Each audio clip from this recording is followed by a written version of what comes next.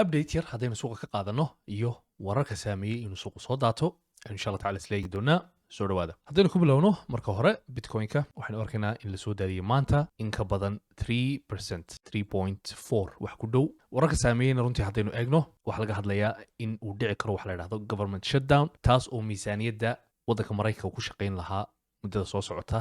ay khalkhal ay gashay kadib marka qolada ice ay dishay muwaadin gobolka minnesota ka tirsan runtiina government spendingka iyo qaabka lacagta ay u sarrifayaan lacag fara badan ayaa iceta lagu bixiyaa oo $1 bilyan maarata ku dhow taas ayaa iminka khalkhalka ka jira oo laisku dagaalayaa waxaynu arki karnaa saamaynta uu warkaasi ku yeeshay suuqa weliba wiigan waxaa jira earninka shirkadaha iyo qaabka ay lacagaha u sameeyeen ay lasoo bandhigaya wiigan runtii shirkada waaweyn ayaa ku jira haddaynu eegno gaar ahaan arbacada iyo khamiista iyo jimcaha kadalika arbacada waxa warka fedka ku saabsan ee interest rate-ka marka runtii waxaynu sugaya wiig aad iyo aad u xasaasiya kadalika waxaynu arki karnaa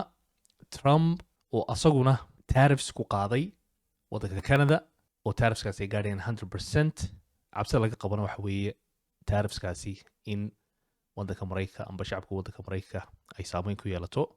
gaar ahaan alaabta ay kasoo iibsanayaan iyo alaabaha laga keenaya canada sababta uu sameeyey arrinkan waxa weeye canada oo doonaysa inay la xidhato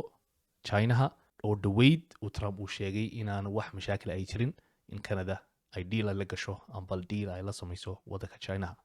marka runtii akhbaaruhu aad iyo aad bay u badan yihiin saamaynta kule suuqa warka kale ee jira asaguna waxa weeye tax season ayaa la gelayaa hadday jeer tax seasonka waddanka maraykanka saalkan ku aragno wuxuu ku beegan yahay maanta oo isniina hadday jeer marka tax seasonka la galo waa in qof walba uu soo bandhigo wixii sanadka